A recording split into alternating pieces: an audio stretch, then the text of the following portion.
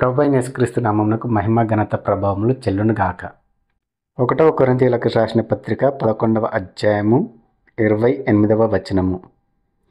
కాబట్టి ప్రతి మనుషుడు తన్ను తాను పరీక్షించుకొనవలెను. అలాగు చేసి ఆ రొట్టెను తిని ఆ పాత్రలోనిది త్రాగవలెను. ప్రభు శరీరమని వివేచింపక తిని త్రాగువాడు తనకు శిక్షావిధి కలుగుటకే తిని త్రాగుచున్నాడు.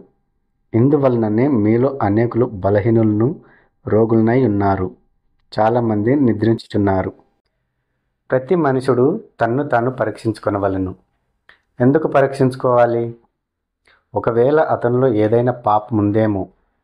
అలా పాపం ఉన్నట్లయితే దేవుని శరీరము తినడానికి కానీ దేవుని రక్తము త్రాగడానికి కానీ అతనికి అవకాశం ఉండదు.